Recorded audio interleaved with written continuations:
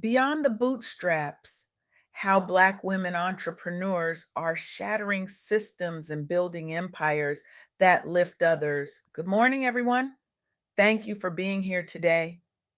I want to start by acknowledging the extraordinary woman whose insights form the foundation of today's talk.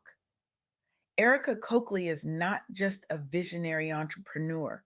She's a revolutionary architect of change whose work is fundamentally transforming how we understand business, community, and power.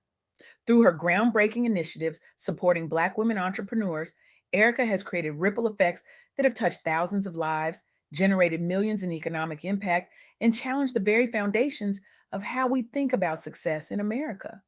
Her wisdom doesn't just inspire, it illuminates paths that many couldn't even see before. My conversation with Erica left me profoundly changed, and I believe what I'm about to share will challenge everything you thought you knew about entrepreneurship. For generations, we've been fed a particular story about success in America. You know the one I'm talking about, the rugged individualist who pulls themselves up by their bootstraps, the exceptional genius who disrupts industries through sheer brilliance and determination, the lone wolf who outworks, outsmarts, and outperforms the competition. We celebrate these stories because they're comforting. They tell us that the system works, that with enough grit and talent, anyone can make it, that success is simply a matter of individual effort. But what if this narrative isn't just incomplete? What if it's fundamentally dishonest? What if it's actually designed to maintain systems of exclusion while giving us the illusion of fairness? This is the uncomfortable truth that emerged from my conversation with Erica Cokley. The real story happening right now isn't about exceptional individuals breaking through barriers.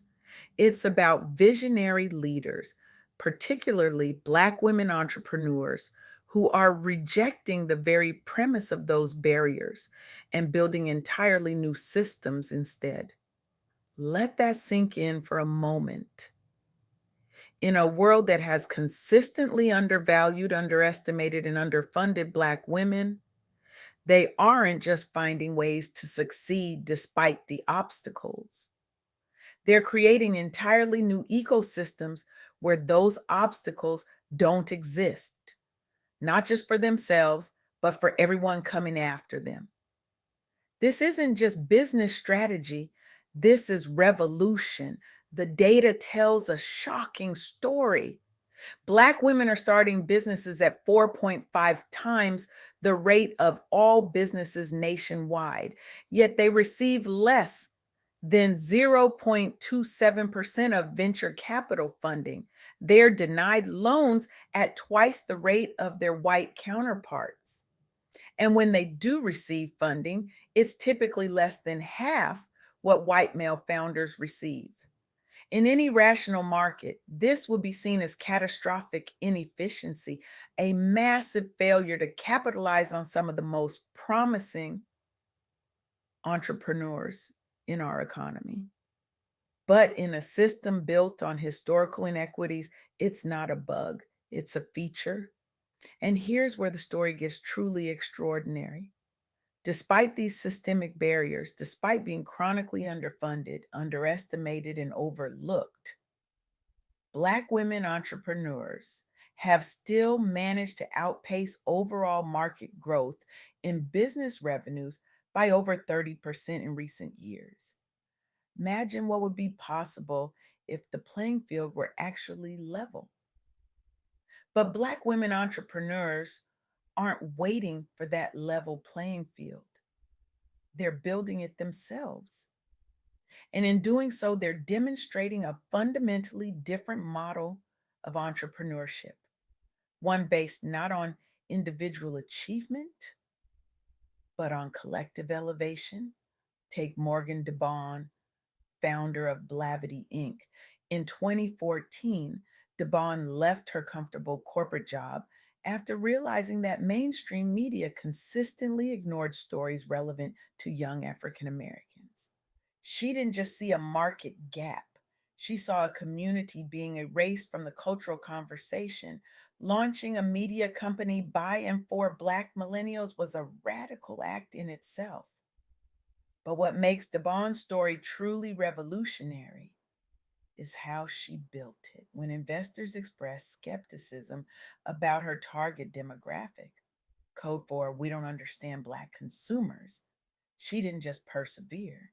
She innovated. Devon leveraged grassroots marketing strategies, built authentic online communities, and participated in accelerator programs specifically designed for minority founders. She didn't just find ways around the barriers, she created new pathways that others could follow.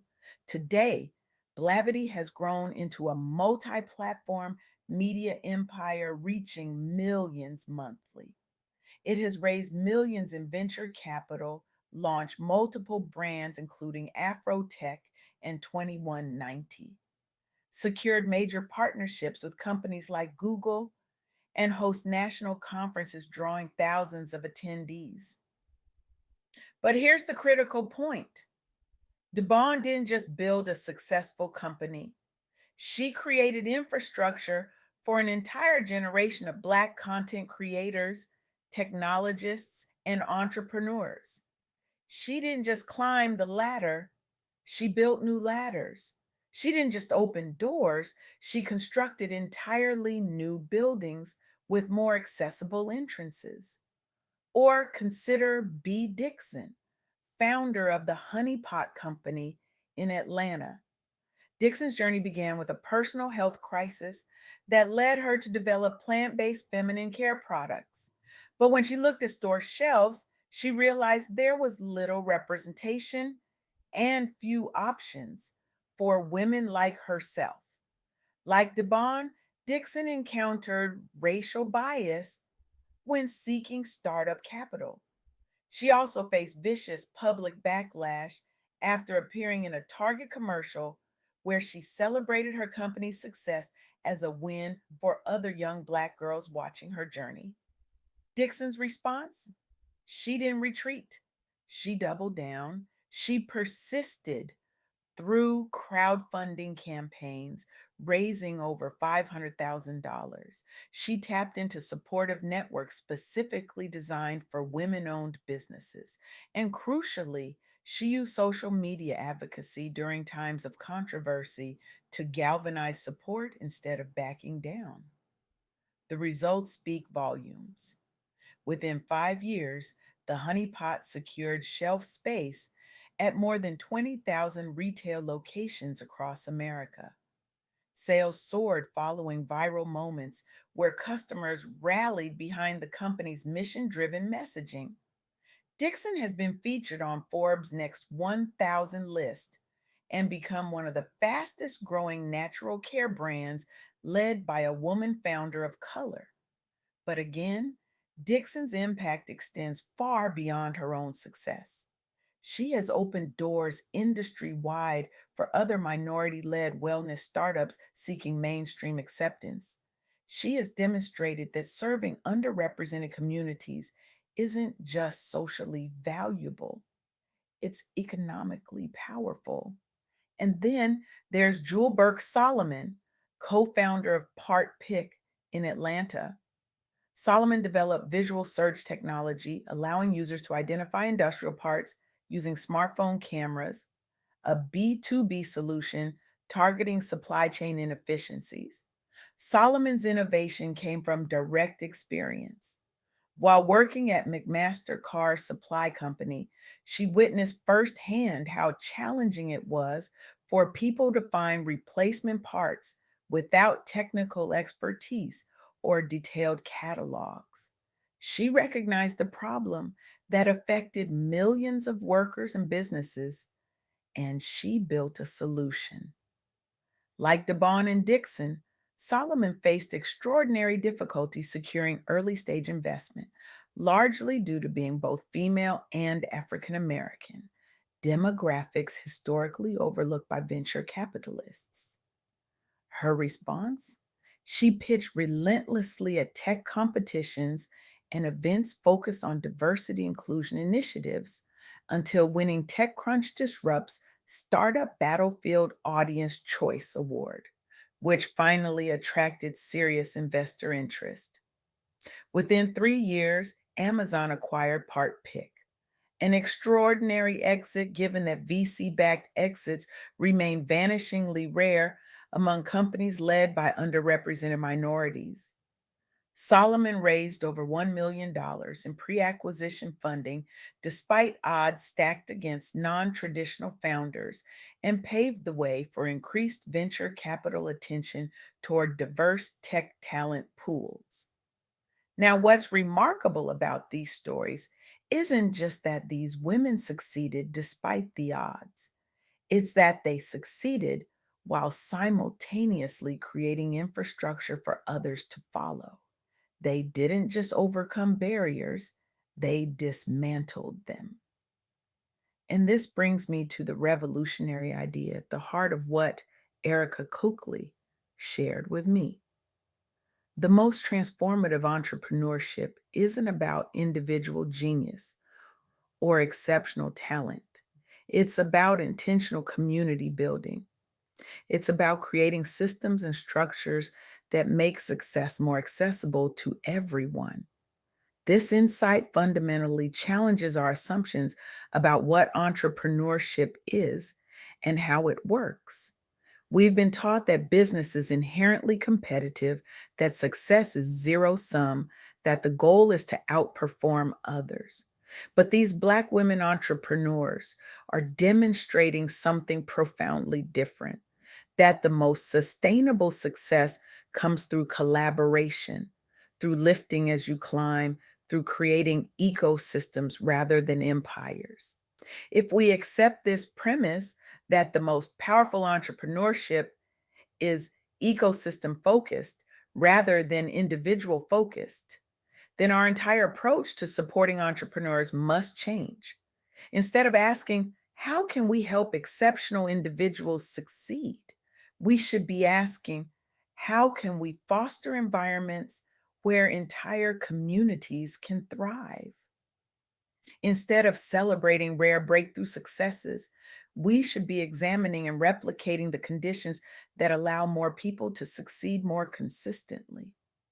Instead of focusing exclusively on funding individual companies, we should be investing in networks, platforms, and infrastructure that benefit entire entrepreneurial communities.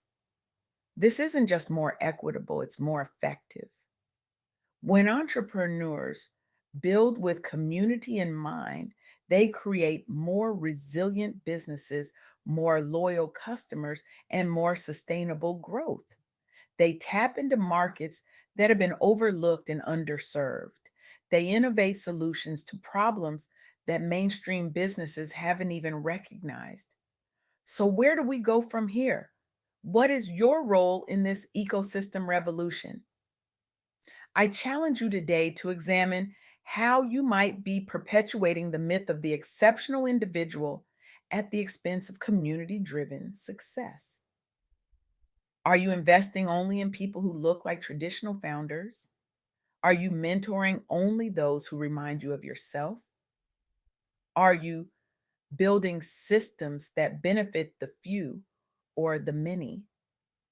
The revolution that Black women entrepreneurs are leading isn't just changing business, it's changing our understanding of what's possible when we prioritize community over competition, collaboration over individual achievement, and make no mistake, this isn't charity, this is strategy. This is the future of business. The companies and leaders who understand this shift will thrive. Those who cling to outdated models of individual exceptionalism will be left behind. So I'll leave you with this question, the same one Erica posed to me. What are you building right now that will make the path easier for those coming after you? What systems are you creating that will outlast your individual success? Because in the end, Your legacy won't be measured by what you achieved alone. It will be measured by how many others were able to achieve because of the ecosystem you helped build. Thank you